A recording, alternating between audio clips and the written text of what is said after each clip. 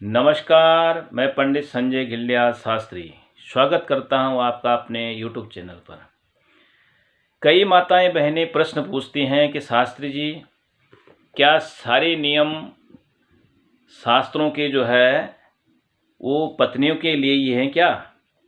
पत्नियों को कहा गया है पतिव्रता धर्म का पालन करो, पति की सेवा करो, पति को परमेश्वर मानो,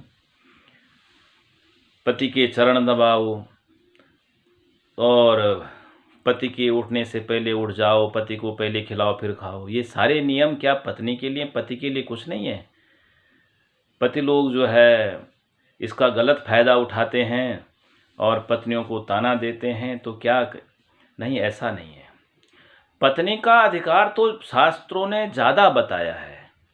फेरे होते हैं, उसमें 4 फेरों में पत्नी आगे होती है। धर्म, अर्थ, काम और मोक्ष 4 प्रकार के पुरुषार्थों की सिद्ध कराने वाली पत्नी होती है।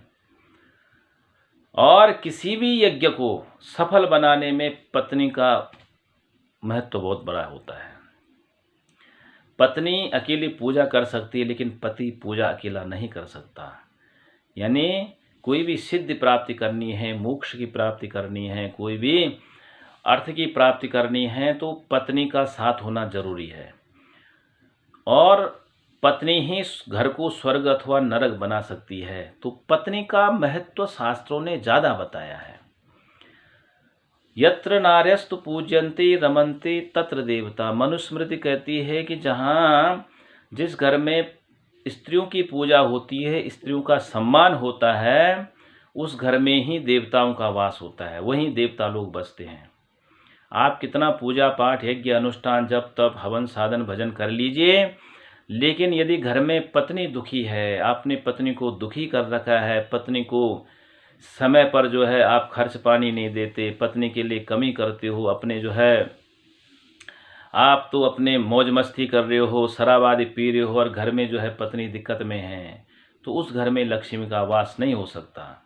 तो इसलिए शास्त्र कहते हैं कि पत्नी यदि प्रसन्न है, पत्नी खुश है, घर में पत्नी धार्मिक प्रवृत्ति की, और घर में अच्छा वातावरण है, सुखमय वातावरण है, तो उस घर में देवता लोग वास करते हैं। देवताओं का मतलब सात्विक विचार वास करते हैं। घर में सुख शांति बनी रहेगी, घर में सात्विक विचार बने रहेंगे, आपके बच्चे लायक बनेंगे।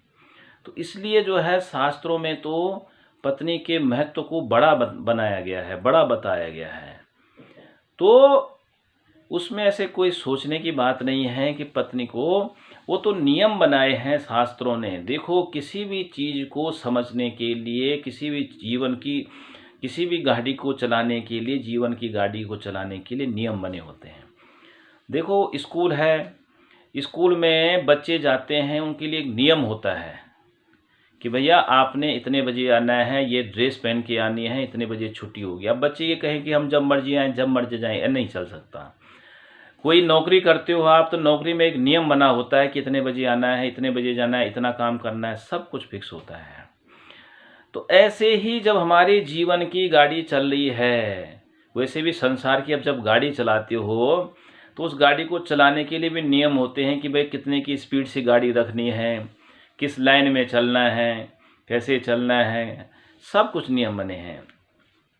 तो ऐसे ही जीवन की जो गाड़ी है, उसमें 2 पहिए के रूप में हम पति पत्नी होते हैं। तो वो बराबर सोच वाले हो जाएं, एक विचार वाले हो जाएं, एक मत वाले हो जाएं, तो बहुत अच्छी गाड़ी चलती है। अब जीवन की, अब जो हम लोग यदि एक गाड़ी पर एक पहिया ट्रैक्टर का लगा दो और एक स्कूटर का लगा दो, तो कैसे चलेगी वो गाड़ी? खटपट खटपट होती रहेगी जीवन भर। तो बराबर की मात्रा में उसमें एक जैसे टायर चाहिए, एक जैसे उसमें हवा भरी होनी चाहिए। तो ऐसे ही पति पत्नी के रूप में एक जीवन की जो गाड़ी है, उसके 2 पहिए हैं। यदि उनमें एक जैसी सोच है, एक जैसे विचार हैं, सही ढंग से जब चल रही है, तो सुखमय जीवन बन जाता है।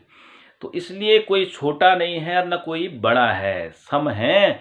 लेकिन वो जीवन की गाड़ी को चलाने के लिए शास्त्रों ने नियम बनाए हैं।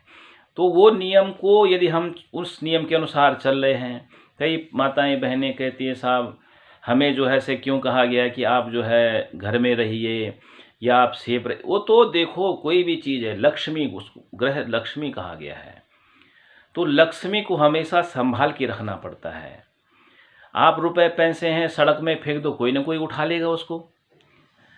तो लक्ष्मी को हमेशा संभाल के रखना पड़ता है, उसको घर में रखना पड़ता है, संभाल के रखना पड़ता है, सुरक्षित रखना पड़ता है। ऐसे घर की लक्ष्मी है, उसका रक्षक जो है उसका पति है, पहले उसका पिता होता है, फिर पति होता है, और बुढ़ापे में उसकी संतान उसकी रक्षक होती है। तो इसलिए कोई छोटा नहीं, कोई बड़ा नहीं, ये जीवन को चलाने के नियम बनाए हैं शास्त्रों ने। और ऐसे ही जानकारी के लिए आप हमारे चैनल से जुड़े रहें। जय श्री राम।